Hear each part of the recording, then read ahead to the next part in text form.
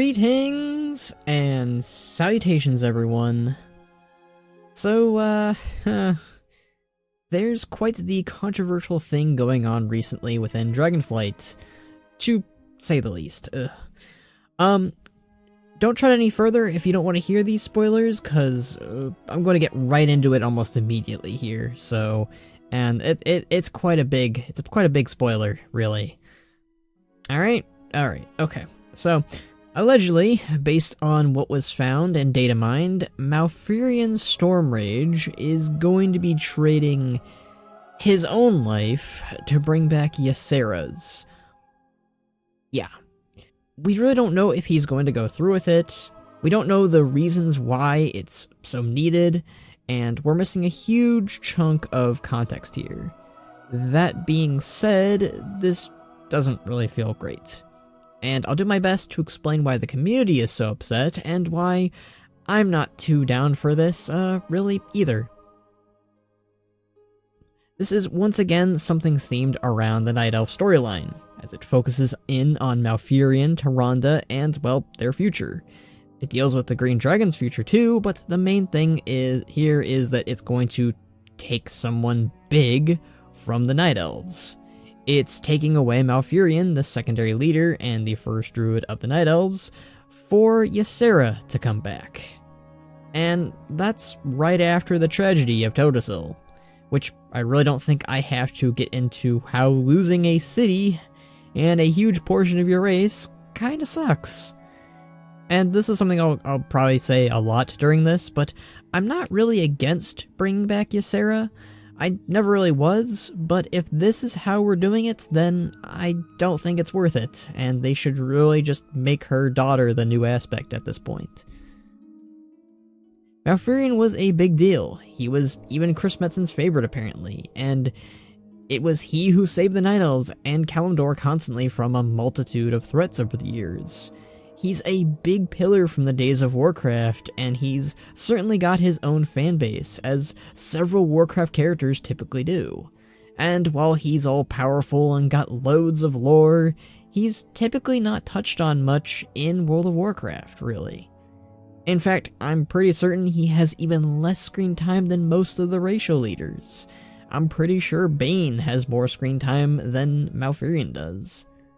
So, couple that with the Night Elves getting loss after loss after loss after loss after... you get the point. Malfurion having little screen time to begin with, it's not a good look, and the community is very much so, and very understandably so, upset about this. And I've even seen some people really try to play this off as not that big of a deal, with phrases like, Malfurion was boring and did nothing anyways, or I don't care, it's time for the Alliance to suffer, or we don't have the full story yet, it could still be great. And while I'm all for playing devil's advocate, and I don't think you should chase down every Blizzard employee, developer, or writer and act like a bigot over this, seriously, don't do that, I have to agree that even giving some context to the situation isn't going to help it very much. But this whole thing is just very much based on what the outcome is, not so much the context, and it really doesn't seem like they're going to go a different route with this one, which is why I certainly encourage people to voice against this in a polite way. If they do surprise us with an alternative ending that doesn't end in Malfurion biting the big one, then great, that's awesome. I'm not against character deaths like this either. Varian, Rin, and Varrock Sarfang's demises were handled quite well because their arcs came to a close and their deaths felt satisfying. I felt like I got what I needed to from both those characters, and while I was sad that they were gone, I wasn't upset or angry. I didn't feel betrayed or anything like that. Tragedy is a great source of good storytelling.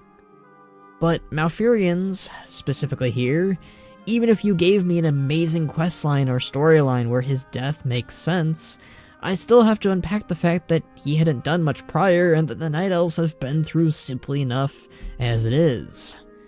If Totasil never had happened and Malfurion was given more screen time, I don't think I and many others would be fighting this as much. And back to the one phrase that was said earlier that certain people are using, "Good, it's about time that the Alliance lost some leaders too." This right here is a mentality I used to and once fostered. As someone who leans way more on the Horde and likes the Horde way more than the Alliance, I would get quite upset and angry over the loss of our leaders, which is a trend that has been going on as late of Battle for Azeroth, really. Karen, Garrosh, Vol'jin, Varrock, Sylvanas, we simply just lose leaders left and right. Thrall is literally the last remaining original leader left, and he just got back from semi-retirement. It's really just a bad feeling when you lose your racial leaders, and at this point, I wouldn't wish that on my worst enemy to lose their favorite characters in a poor way. Karen died in a book and off-screen, basically, and Vol'jin died in one of the worst times and most pathetic ways possible. Granted, I was okay with Karen's death to a degree, as we at least had Bane to replace him almost immediately, but Vol'jin was quite simply one of the worst deaths I had seen, and it's only really saved by the fact that he's returning as a Loa at some point. But it felt extraordinarily bad at that point, because it just felt like they only did it because Varian was on his way out, and that one felt natural. But Vol'jin had just gotten the title of War Chief, and was just killed outright. And in the aftermath of a character dying, or retiring, or what have you, their positions aren't even immediately filled out, or done in a natural way normally. This is very apparent with the Horde Council, which while some of them have been known for quite a while, they still feel new in a lot of ways. There was not really much development for their new roles in books, questlines, or anything. We did get some dialogue at least, but I feel like they deserved more. All in all, it's not a good feeling to lose your leaders in this manner, and in the same breath, the Horde shouldn't lose any more leaders for a long time. I'll repeat, it's not necessarily a bad thing or can't be done, but there's a clear way to handle it and a clear way not to here. As for the debacle of returning dead characters like Ysera, I think I'm mostly okay with it. Obviously not in this particular trade-off, but resurrections in Warcraft are actually pretty rare usually, excluding Undeath.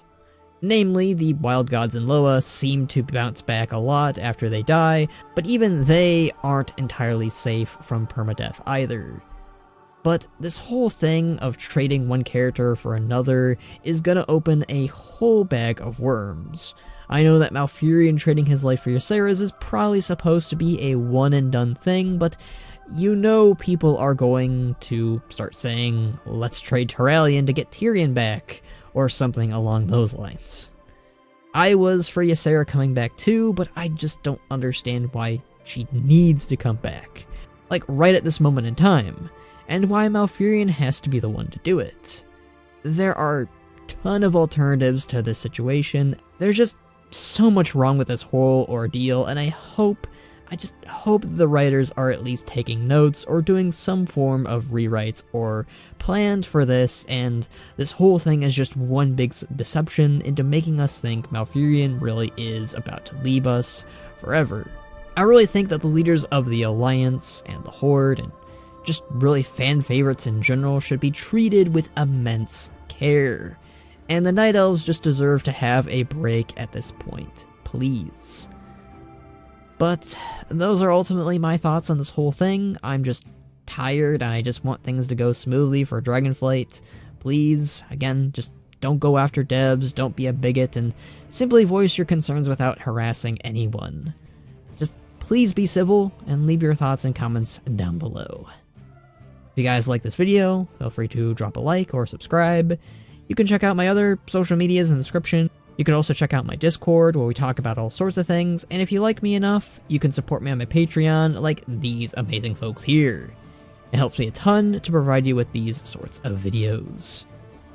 But until next time, my friends,